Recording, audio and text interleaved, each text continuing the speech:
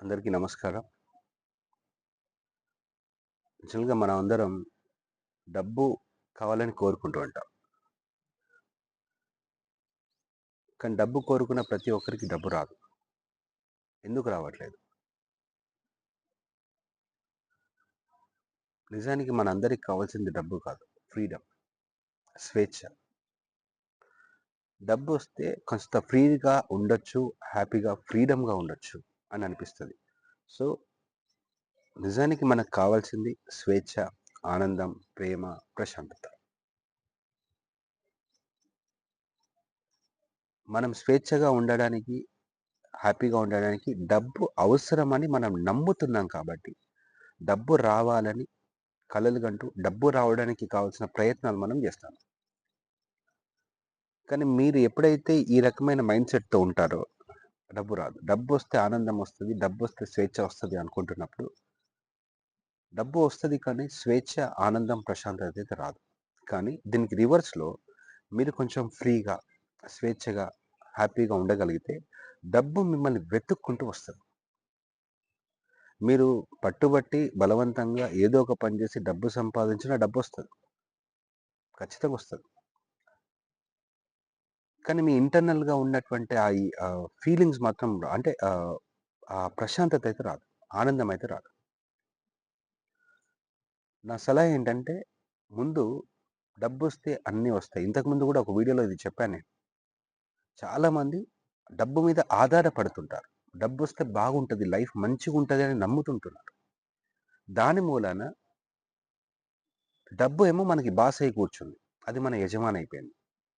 మనం ఆ డబ్బు పొందడం కోసం మనకు నచ్చినా, నచ్చకపోయినా అన్ని పనులు చేయాల్సొస్తుంది. స్వేచ్ఛగా ఉండలేకపోతున్నాం. అబద్ధాలు చెప్పాల్సొస్తుంది. మనలో ఉన్నటువంటి స్వేచ్ఛని, నీతిని, నిజాయితీని కూడా చంపేస్తాం. అంటే అంతలా దాని మీద ఆధారపడుతున్నాం. ఇది ఎంతమందికి అర్థమవుతుందో నాకు తెలియదు.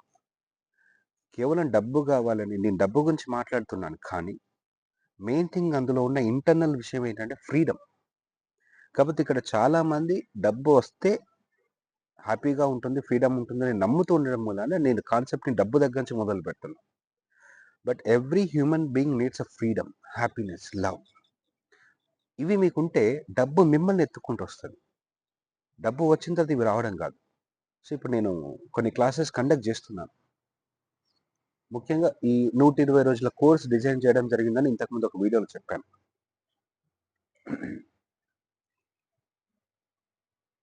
మీరు ఇందులో వస్తే first you need to understand yourself. మిమ్మల్ని మీరు డబ్బు ఎందుకు రావట్లేదు మన దగ్గరికి? డబ్బు వల్ల ఎందుకు కష్టాలు పడుతున్నాం? ఈ బాధలు మూలమేంటి? అసలు మీరెవరు? ఈ మనసు ఎందుకు ఈ రకంగా పనిచేస్తది అన్న అన్ని అంశాలని ముందు గ్రహించుకుంటూ ఉంటే, మిమ్మల్ని మీరు అర్థం చేసుకుంటూ ఉంటే ఒక అద్భుతమైన ప్రశాంతత వస్తది. అందులోకెళ్ళి ఒక కోరిక కోరితే, ఆ ప్రశాంతమైన స్టేట్ ఆఫ్ మైండ్‌లోకెళ్ళి ఒక అఫర్మేషన్ చేస్తే, ఒక్క విజువలైజేషన్ చేస్తే, then you will attract that. Hmm. దీని గురించి ఏమైనా డౌట్ ఉందా? లేదు.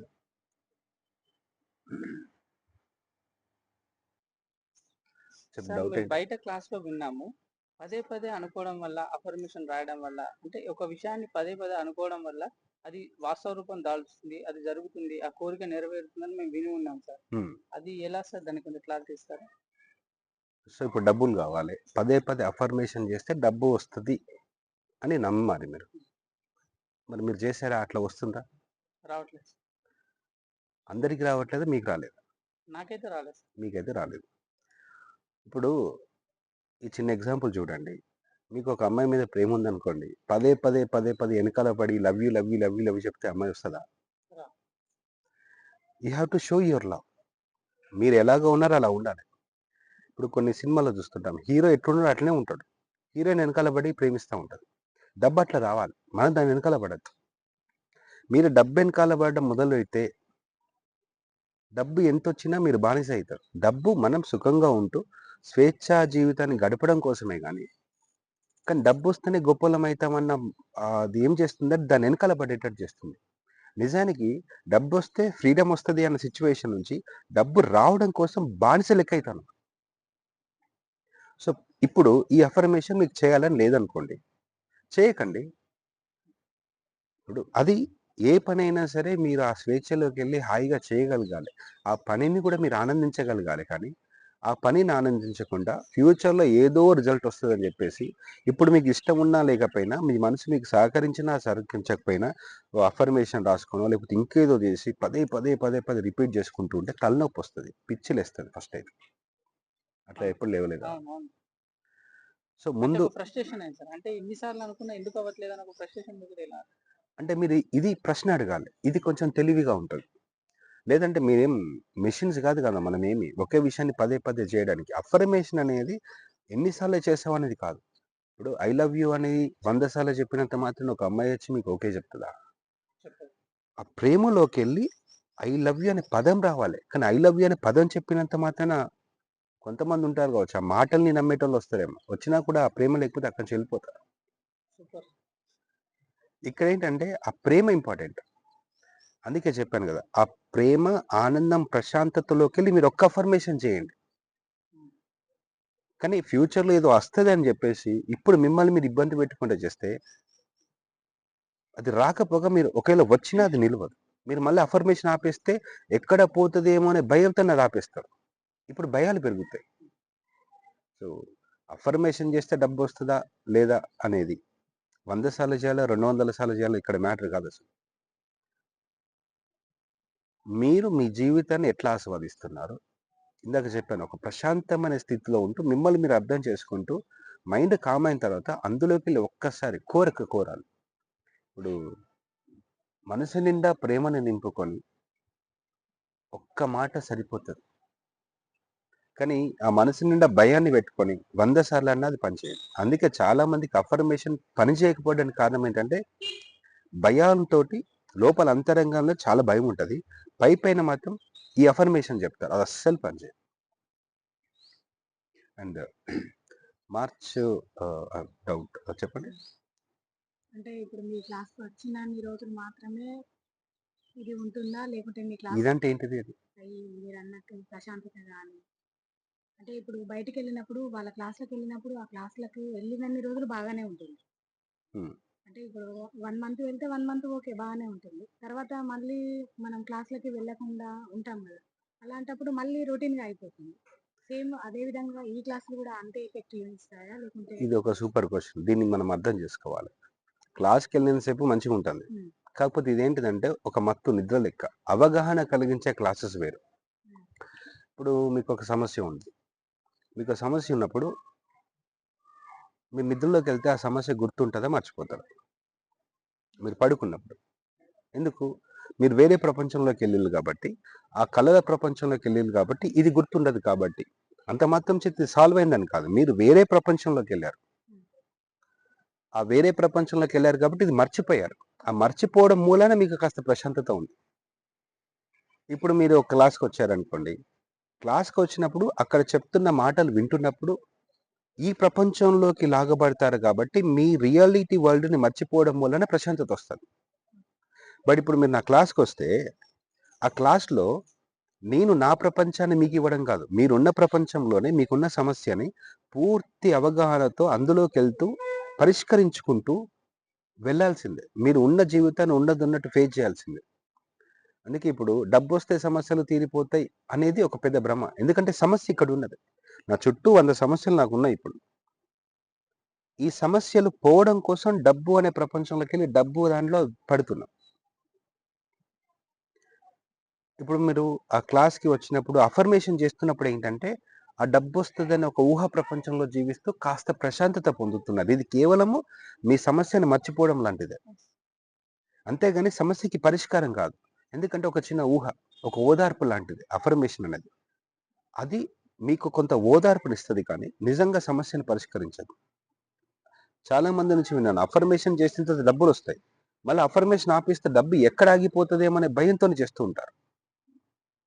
కొంతమందికి చేసినా కూడా రాదు. ఇది పని చేయదని వదిలిపెడతారు. సో, క్లాస్‌కి వచ్చినప్పుడు గూడా మీరున్న సిట్యుయేషన్‌ని మీకు పూర్తిగా అర్థమయ్యేటట్టు చేసి, ఆ సమస్యలోకి ఎళ్లి దాని మూల కారణాన్ని వెతికి పట్టుకొని, మిమ్మల్ని ఇబ్బంది పెడుతున్న ఆ మూలాన్ని గ్రహించి అందులో తీసేయాల్సింది. అప్పుడు మీరు ఏం కోరినా అద్భుతంగా జరుగుతది. ఇంకొక క్వశ్చన్. చెప్పండి. అంటే మీరు మీ ఎన్- క్లాసు ఉమ్. విన్న వాళ్ళు చెప్పారు. ఈ క్లాసెస్ ఏంటంటే అన్ని జీవితంలో ఉన్న అన్ని కోణాలని, ఈవెన్ రిలేషన్స్, పర్సనల్ ఇష్యూస్ కానీ, మనీ ఇష్యూస్ కానీ, అన్నిటికీ సంబంధించిన ప్రతి ఒక్క యాంగిల్ని అంటే ఇప్పుడు క్లియర్ వాళ్ళు చేస్తున్నారు. క్లాస్కి వచ్చిన వాళ్ళు చెప్పింది అడగడం కంటే మీ అనుభవంలోకి వెళ్ళి మీకు ఏ ప్రశ్న వస్తే ఆ ప్రశ్న అడగడం చాలా అద్భుతంగా ఉంటుంది. వాళ్ళు చెప్పింది మీరు అడుగుతున్నారు, అట్లా కాదు. మీకేమైనా ప్రశ్న ఉందా, మీ డౌట్ ఏంటో స్పష్టంగా అడిగితే అప్పుడు చాలా అద్భుతంగా వస్తుంది.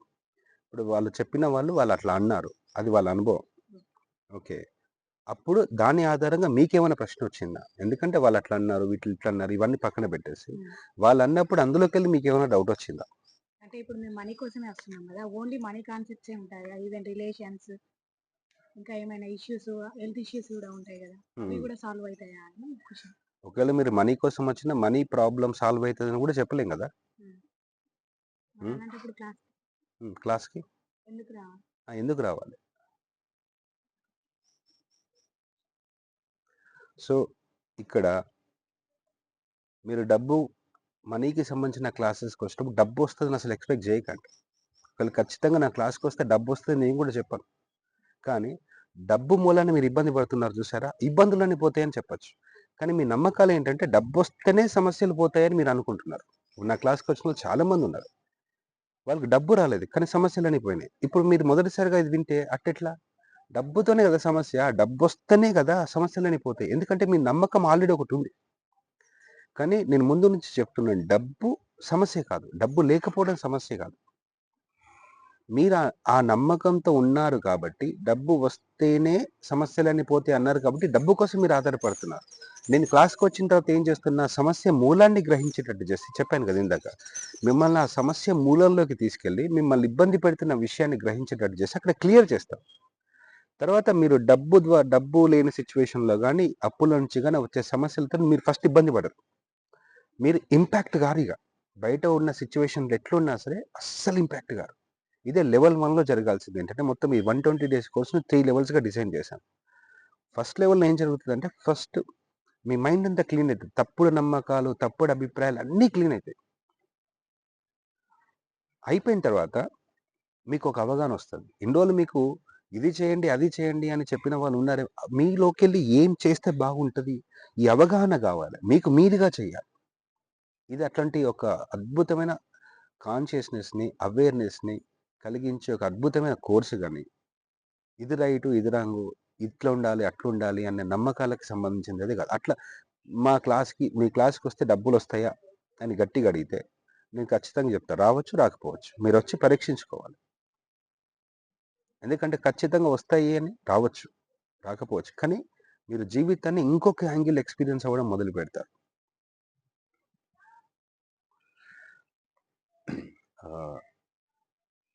మేము ఒక 120 డేస్ కోర్స్ డిజైన్ చేసాం. 120 రోజులు మొత్తం. ఇది 3 లెవెల్స్లో ఉంటుంది. లెవెల్ 1 ఏంటంటే, మనం ఎన్నో నమ్మకాలు, అభిప్రాయాలతో మన జీవితం కొనసాగుతూ ఉంది. ఫస్ట్ వాటిని క్లీన్ చేయాలి. సెకండ్ లెవెల్లో మీ జీవితాన్ని సృష్టించుకోవడానికి కావాల్సిన సిస్టమ్ని లోపల డెవలప్ చేయాలి. మూడోది ఏంటంటే, ఆ తర్వాత క్రియేషన్ స్టార్ట్ అవుతుంది. ఓకే, మీరు ఈ 120 డేస్ కోర్స్ అంటే ఒకవేళ 120 రోజులు, దాదాపు 4 నెలల పాటు మీరు నాతో కలిసి రోజుకు గంటన్నర సమయాన్ని ఇవ్వగలిగితే మాత్రం దీనికి ఇంట్రెస్ట్ చూపించి మీరు ఇప్పుడు చెప్పిన నెంబర్కి కాల్ చేయండి. దీనికి ముందుగా ఒక ఆఫ్లైన్ సెషన్ ఉంటుంది.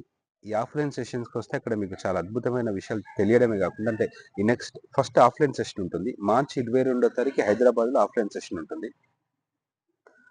తర్వాత ఒక 4-5 డేస్ 1 వీక్ గ్యాప్ తీసుకొని జూమ్ సెషన్ లోపల, అంటే జూమ్ సెషన్స్ ఉంటాయి. ఒకవేళ మీరు ఆ జూమ్ సెషన్లు మిస్ అయినా కూడా కొన్ని రికార్డింగ్స్ పంపిస్తాం కాబట్టి మీరు క్లాసెస్ మిస్ అవుతారనేటువంటి ఆ థాట్ కూడా తీసేయండి. ఎందుకంటే రికార్డింగ్స్ ఉంటాయి కాబట్టి మీకు నచ్చిన టైంలో వినుకుంటూ ఉండొచ్చు, ఆ ప్రాక్టీసెస్ చేస్తూ ఉండొచ్చు. 120 రోజులు మీరు కమిటెడ్గా ఉండగలిగితే మరి దీనికి డబ్బులు ఎంత పే చేయాలి?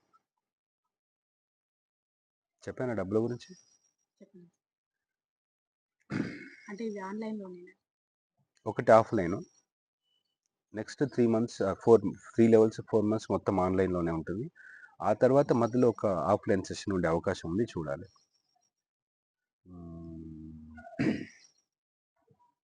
ఆ రోజు వచ్చినందుకు ఫీ ఎంత పే చేయాలి? పే చేయాలి. అదే ఆలోచిస్తున్నా, ఎంత పే చేయాలి, ఎంత పే చేస్తారు. తీసుకుంటే వాళ్ళు ఎప్పుడైనా ఎక్కువనే అడుగుతారు ఏంటి కదా. కానీ ఇక్కడ ముందు మీరు నా క్లాస్కి రండి. మినిమం అక్కడ ఖర్చు అంతా కలిపి 1500, ఒక పర్సన్కి 1500 నుంచి 2000 రూపాయలు ఖర్చు అవుతుందండి. అందుకే మినిమం 2000 పెడుతున్నా. మామూలుగా అయితే 6000 రూపీస్. కానీ ముందు 2000 పేజెస్ క్లాస్కి వచ్చిన తర్వాత, ఆ క్లాస్ అంతా విన్న తర్వాత మీకు నచ్చిన తర్వాతనే రిమైనింగ్ అమౌంట్ పే చేయండి, లేకపోతే బాయ్ బాయ్ చెప్పేసి వెళ్ళిపోండి. మెయిన్ థింగ్ ఏంటంటే, మీ దగ్గర నుంచి నాకు డబ్బులు మాత్రమే కాదు కావాల్సింది, ఒక అవగాహనని కల్పించి, డబ్బు పరంగా జీవితం పరంగా అవగాహన కల్పించి, మీరు ఒక స్వేచ్ఛా జీవితాన్ని గడపడం కోసం నేను ఏదో పనిచేస్తున్నా నాకు తోచినంతలో. 2000 పే చేసి క్లాస్కి రండి. ఆ తర్వాత ఈ 3 months ఏదైతే ఉంటుందో, ఎందుకంటే మినిమం ఖర్చు అది ఒక పర్సన్కి. ఓకే, అంతా అయిపోయిన తర్వాత ఈ 3 monthsకి నేను పెట్టిన fees 50,000 rupees. Sorry, 4 months, actually 3 levels. ఈ 4 monthsకి అంటే 3 levelsకి నేను పెట్టిన ఫీజు 50,000. కానీ దానికి కూడా పూర్తిగా ముందే మీరు పే చేయాల్సిన అవసరం లేదు. ఎందుకంటే ఐ స్ట్రాంగ్లీ బిలీవ్ దిస్. ఈ 120 రోజుల కోర్సును పూర్తి చేసిన తర్వాత వాళ్ళకి 50,000 అనేది అసలు పెద్ద విషయమే కాదండి. కానీ ముందే మీరు పే చేయాల్సిన అవసరం లేదు. ముందు మీరు మినిమం ఎంత పే చేయగలుగుతారో పే చేసేసి మొత్తం అయిపోయిన తర్వాత పే చేయొచ్చు. ఎందుకంటే నేను లైఫ్తో చాలా ఎక్స్పెరిమెంట్ చేస్తూ ఉంటాను, అందులో ఇది కూడా ఒకటి. ముందుగా నేను కండిషన్స్ ఏం పెట్టాను, అదేదో డైలాగ్, ముందు వాడి చూడండి ఆ తర్వాతే, ఏం డైలాగ్ అంటే, ముందు ముందు వాడి చూడండి తర్వాతే నమ్మండి అన్నట్టుగా. మేము ఈ కోర్స్కి మినిమం ఖర్చులు తీసుకుంటూ ఉంటాం, కానీ దీనికి ఫీజు మాత్రం ఈ కోర్స్కి మాత్రం ఆ 50,000 మ్యాచ్ అవ్వదు, అంత వర్త్ ఉన్నటువంటిది. ఓకే, కానీ ముందు మాకు కావాల్సింది ఏంటంటే 120 రోజులు ప్రేమతో మాతో కలిసి జర్నీ చేసి, మధ్యలో ఎలాంటి అవాంతరాలు వచ్చినా 120 రోజులు ఉండగలిగే వ్యక్తులు, నేర్చుకోగలిగే వ్యక్తులు కావాలి. అట్లాంటి ఆ నేర్చుకోగలిగే వ్యక్తుల దగ్గర డబ్బు లేకపోతే అది వాళ్ళకి అడ్డంకి అవుతుందని చెప్పేసి ఈ రకంగా మాట్లాడడం జరుగుతుంది. సో అంటే కంప్లీట్‌గా కోర్స్ కంప్లీట్ అయినాకనే పే లేదు, చేయమంటారా? ముందు కొంత పే చేయాలి, ఎంత వీలైతే అంత పే చేయండి. అంటే ఎంత అట్లా ఏమైనా ఉందా? ఎంత పే చేయాలి అని? పెట్టచ్చు అట్లా. ఇప్పుడు ముందు మీరు పే చేయండి అని పెట్టచ్చు, కానీ నేను పెట్టట్లేదు. కానీ ఎంతో కొంత పే చేసిన తర్వాత చెప్పాను కదా, అంటే మినిమం 150 మంది ఫస్ట్ 4 నెలల పాటు ప్రేమతో కలిసి, నమ్మకంతో కలిసి జర్నీ చేసేటోళ్ళు కావాలి. ఆ తర్వాత వాళ్ళకి డబ్బులు వస్తాయి, మీకు వచ్చిన తర్వాత ఎట్లాగా నాకు ఇచ్చేస్తారు, ఎందుకంటే ఆ నమ్మకం నాకు ఉంది కాబట్టి. ఒకరు రాకపోతే ఎట్లాగా ఇయ్యరు, ఎందుకంటే నా కోర్స్ మీకు బెనిఫిట్ కాలేదు కాబట్టి, మీకు రాలేదు కాబట్టి ఇవ్వాల్సిన అవసరం లేదు. ఇది ఒక చిన్న ఎక్స్పెరిమెంట్. బట్ హైదరాబాద్కి వచ్చే ప్రోగ్రామ్కి ఎందుకు పే చేయాలంటే, అక్కడ ఫుడ్, స్నాక్స్, తర్వాత హాల్ ఖర్చులు, తర్వాత ఇవన్నీ ఉంటాయి కాబట్టి మినిమం 2000 వీటికి కూడా ఇవ్వాలి. కానీ ఖచ్చితంగా ఇంతే ఇవ్వాలని. ఒకవేళ నాకు మీరు డబ్బులు ఎంత ఇచ్చినా మీరు దీనికి వర్త్ కాదనుకుంటే, మీకు ఆ 4 నెలలు ఉండగలిగేటువంటి స్టెబిలిటీ మీకు లేదండి, మీరు నేర్చుకోలేరని ముందే చెప్తే దాన్ని సరి చేసుకోవడానికి సిద్ధంగా ఉండాలి. కొంతమంది అన్స్టేబుల్ మైండ్స్ ఉంటాయి. సో ఎందుకు 150 మందిని తీసుకోవడానికి సిద్ధంగా ఉన్నామంటే, అంతకంటే ఎక్కువ కూడా తీసుకోవచ్చు. ఇప్పుడు ఇట్లా చెప్తే చాలామంది వచ్చే అవకాశం ఉంటుంది. బట్ ఆ 150 మందిని ఎందుకు అంటే, వీలైతే ఒక్కొక్కరిని పర్సనల్గా మాట్లాడే అవకాశం ఉంటుంది. ఓకే, చూద్దాం దీని గురించి నెక్స్ట్ ఇంకేమైనా డౌట్స్ ఉంటే will clarify. Okay, thank you. So మీరు ఈ ప్రోగ్రామ్కి అటెండ్ కావాలనుకుంటే ఈ నెంబర్కి కాల్ చేయండి, 9550299628కి కాల్ చేయండి. Okay, thank you.